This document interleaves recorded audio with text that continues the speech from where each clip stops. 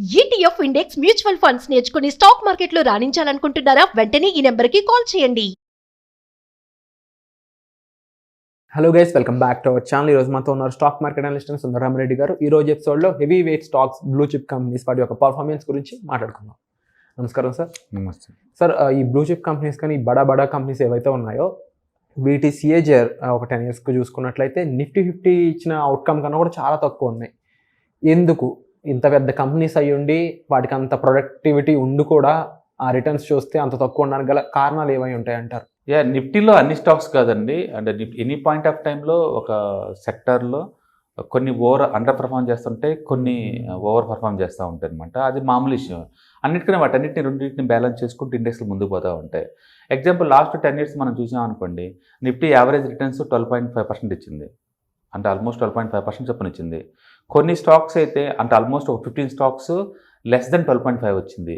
Even though blue chip companies అయినా సరే. Example like ONGC 1% plus. అంటే లాస్ట్ 10 years బ్యాక్ ఉంటే ఏ రేట్కి ఉంది, ఇప్పుడు అదే స్టాక్ ఆ రేట్గా ఉంది. లాస్ట్ 2 years నుంచి కానీ ఎనర్జీ డిమాండ్ కనుక లేకపోతే ఇంకా లాస్లో ఉండేవాళ్ళే. ఓకే, అలాగే coal India 3% plus. 10 years back తీసుకున్న వాళ్ళకి ఇయర్లీ 3% గిట్టుబాటు అయింది. అండ్ సన్ ఫార్మా 7% గిట్టుబాటు అయినాయి. అండ్ హీరో హోండా కార్ప్ 7% గిట్టుబాటు అయింది. ఇది వరల్డ్లోని number 1 2-wheeler company. And Tata Motors 7%. Last 3 years బాగా పెరిగెత్తింది కానీ అదర్వైజ్ లాస్ అంట. సో 10 years యావరేజ్ మీద 7% గిట్టుబాటు బ్యాంక్ వడ్డీ అంతా. And ITC 8%. అఫ్కోర్స్ వీటిలో మనం డివిడెండ్ యాడ్ చేయట్లేదు, గుర్తుపెట్టుకోండి. ఓన్లీ ప్రైస్ మూవ్ని మనం కన్సిడర్ చేస్తున్నాం. And IndusInd bank 9%, doctor Reddy 9%, Tech Mahindra 11%, Axis bank 11%, Tata steel 11%, BPCL 11%, Cipla 12%, SBI 12%. గత 2-3 yearsలోకి ఎంతకంత రికవర్ అయింది కాబట్టి సరిపోయింది, కానీ లేకపోతే ఇంకా వర్స్ట్గా ఉండేది. దాని మీనింగ్ ఏంటంటే మనం ఎంతో ఇష్టపడి మంచి కంపెనీని కదా అని చెప్పేసి ఇలాంటి వాటిని పోర్ట్ఫోలియోలు బిల్డప్ చేస్తూ ఉంటారండి. బట్ డిసప్పాయింట్ చేసే ఛాన్స్ ఎక్కువ ఉంటాయి స్టాక్స్ ఆల్వేస్. ఇట్లా ఒక పక్క సేఫ్టీ కోసం అని చెప్పి పెద్ద కంపెనీలు చూస్ చేసుకుంటారు, రెండో పక్క పెద్ద కంపెనీలు కదా ఎక్కువ రిటర్న్స్ వస్తాయేమో అని ఒక ఎగ్జంప్షన్స్ కూడా ఉంటూ ఉంటాయి. రైట్. బట్ ఇక్కడ ఆ ఎగ్జంప్షన్స్ అనేవి రాంగ్ అవుతున్నాయి. నేను అంటుంది స్టాక్స్ అనేది ఒక 5 years నుంచి 10 years కన్సాలిడేషన్ అవటం అనేది మామూలు విషయం. అందుకని టెక్నికల్ అనాలిసిస్ నాలెడ్జ్ లేకుండా మీరు స్టాక్ జోలు పోయారనుకోండి, ఫండమెంటల్ ఒకటే చూసుకుంటే అది వర్కౌట్ అవ్వదు. ఎందుకంటే ఎస్బీఐ చాలా మంచి కంపెనీ. ఇండియాలో ఈ సంవత్సరం లాస్ట్ 5 yearsలో వచ్చిన ప్రాఫిట్స్ తన జీవితం మొత్తం కలిపిన ప్రాఫిట్స్ సమానం. గత 5 yearsలో వచ్చిన profits equivalent of the life టైంలో వచ్చిన ప్రాఫిట్స్ సమానం. అంత బాగా పర్ఫార్మెన్స్ వచ్చింది. దాని అర్థం స్టాక్ ఇమీడియట్గా మూవ్ అవ్వాలని రూల్ ఏం లేదు. స్టాక్స్ ఎప్పుడు కూడా లేదు, ఫండమెంటల్ కన్నా ముందే మూవ్ అవుతూ ఉంటాయి. ఫండమెంటల్ స్లో అవుతుందంటే స్టాక్ ముందే స్లో అవుతుంటాయి అనమాట. అందుకని ఎంతకంత మీరు టెక్నికల్గా మంచి ఏరియా ఐడెంటిఫై చేసి ఎంటర్ అవుతుంది తప్ప లాంగ్ టర్మ్ అని ఉంచుకున్నారనుకోండి డిసప్పాయింట్ అయ్యే ఛాన్స్ ఎక్కువ ఉంది. అందుకని నేను ఎక్కువసార్లు ఎందుకు మ్యూచువల్ ఫండ్ని లేదా ఇండెక్స్ ఫండ్స్ రికమెండ్ చేస్తానంటే, ఇండెక్స్లో 50 ఉంటాయి, ఒక ఇట్లా 10 నిద్రపోతున్నా సరే ఇంకో 10-20 కలుగుతూ ఉంటాయి కదా, నీకు యావరేజ్ రిటర్న్స్ వస్తాయి. అందుకని స్టాక్ స్పెసిఫిక్ రియాక్షన్ మీరు తీసుకుంటున్నప్పుడు టెక్నికల్స్ అప్లై చేయండి కంపల్సరీగా. బట్ ప్రతి స్టాక్కి నువ్వు కన్సాలిడేషన్ అవ్వాల్సిందే. అంటే దాని బ్యాడ్ పేజ్ అనండి మీరు స్టాక్ ప్రైస్ వైజ్గా. అది సంవత్సరం దగ్గర నుంచి 10 ఏళ్ళు అయి ఉండొచ్చు. అందుకని ఇది కొత్త విషయం కాదు. స్టాక్స్ డెకేడ్ కొద్ది అండర్ పర్ఫార్మ్ చేయడం కొత్త విషయం కాదు. దాని అర్థం ఈ ముందు రోజుల్లో పర్ఫార్మెన్స్ ఉండదనేం కాదు. ఖచ్చితంగా పర్ఫార్మెన్స్ చేస్తాయి ఒకసారి చార్ట్లో బ్రేక్అవుట్ అయితే. రిలయన్స్ కూడా 10 years 0 రిటర్న్స్ వచ్చింది Reliance. And SBI 10 years 0 returns. And Bharat Airtel 15 years 0 returns. ఇప్పుడు ఇచ్చిపోతుంది. ఓకే, అందుకని స్టాక్స్ అనేది కన్సాలిడేషన్ అనేది మామూలు విషయం. అది 1 year నుంచి 10 years దాకా ఉంటాయి ఈజీగా. అందుకని మీరు మన స్టాక్స్ కొంటాను లాంగ్ టర్మ్ కన్నాగానే మీరు every year, every month, everyday expect చేయమాకండి. మంచి కంపెనీలో పాఠం లాగా ఉండేలాగా ఉండండి. మీరు ఇలాంటి పెయిన్ భరించొద్దు అనుకుంటే దాన్ని go for the index funds, ETFs. అవైతే బల్క్లో ఉన్న పోర్ట్ఫోలియో కాబట్టి కొన్ని అండర్ పర్ఫార్మ్ చేసినా, కొన్ని పర్ఫార్మెన్స్ వచ్చినా అంత సూపర్గా మూవ్ అవుతుంది అనమాట. ఓకే, అందుకని స్టాక్స్లో ఇలాంటి బ్యాడ్ పేజ్ అనేది మ్యాండేటరీ. మీరు దానికి మెంటల్గా ప్రిపేర్ అవ్వండి, బెస్ట్ కంపెనీస్ అయినా సరే. ఇది బ్యాడ్ కాదు, కొత్త కాదు, హిస్టారికల్ రిఫరెన్స్ బోల్డ్ అని ఉంటే ఇట్లా.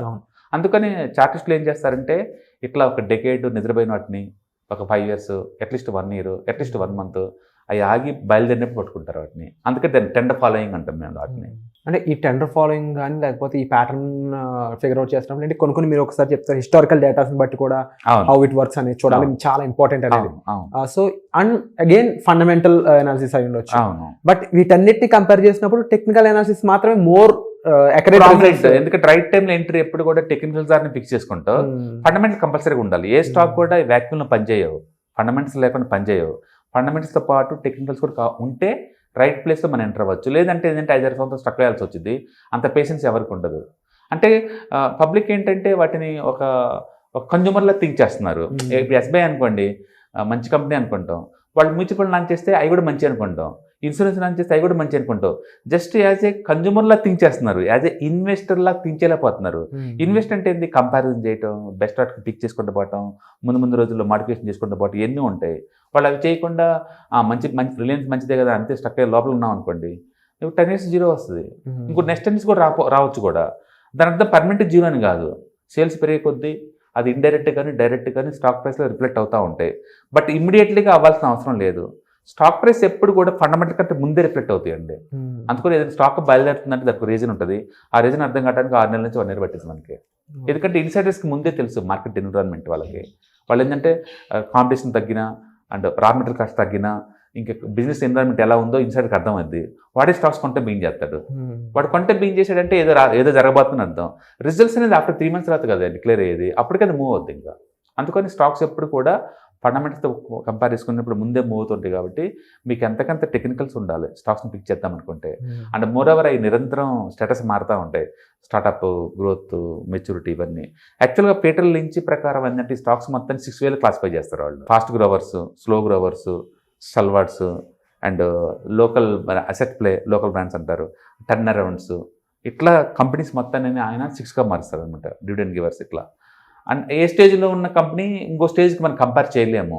అందుకని కొన్ని స్టాక్స్ ఎందుకు ఆగుతాయి అంటే బహుశా మెచ్యూరిటీ స్టేజ్లో ఉందనుకోండి, అది ఆగిపోద్ది.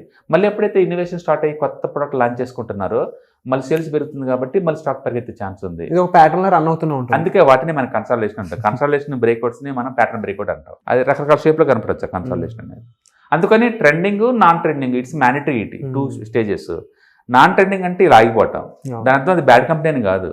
అది ఓవర్గా అంతకుముందు పెరిగి ఉండొచ్చు, లేదా ఫ్యూచర్లో పెరగడానికి రెడీ అవుతున్నట్లు ఉండొచ్చు. మొత్తానికి అది ఒక ఫేజ్ అనమాట. అందుకని స్టాక్ మార్కెట్ ఒక యూనిక్ సబ్జెక్టు. మిగతా డొమైన్లో ఉన్నట్టు ఈ డొమైన్ కూడా ఎంతకంత నాలెడ్జ్ ఉన్న వాళ్ళే బెటర్ అనమాట. బ్లైండ్గా రిలయన్స్ మంచిది, భారత్ ఎయిర్టెల్ మంచిది ఇట్లా మీరు పిక్ చేసుకోలేరు. అది ఇంకా డేట్స్ ఇంకా అలాంటి రోజులు అలాంటి మాటలు ఆపేయడం అనేది కరెక్ట్. మ్యూచువల్ ఫండ్స్ వల్లే లాంగ్ టర్మ్ ఉంచుకోలేనప్పుడు మనం ఉంచుకోవడం ఏంటండి? ఏ మ్యూచువల్ ఫండ్ జీవితకాలం ఉంచుకుందాం? ఒక పేరు చెప్పండి మ్యూచువల్ ఫండ్. ఉండవు అట్లా. కొన్ని మోడర్న్ మ్యూచువల్ ఫండ్ అయితే 1 year కూడా ఉంచుకోలేకపోతున్నారు. ఏ స్టాక్ డెఫినెట్లీ దీనికి ఎవ్రీడే అప్డేట్ అవ్వాల్సిన అనేది చాలా ఇంపార్టెంట్. నీకు మనీ ఎక్కువ కావాలా, మీ మనీ చేత వర్క్ చేస్తున్నారంటే అప్పుడప్పుడు దాన్ని అనాలిసిస్ చేసుకోవటం మ్యాండేటరీ. అట్లీస్ట్ ఇయర్లీ ఒకసారి రివ్యూ చేయడం mandatory. Thank you so much for the information sir.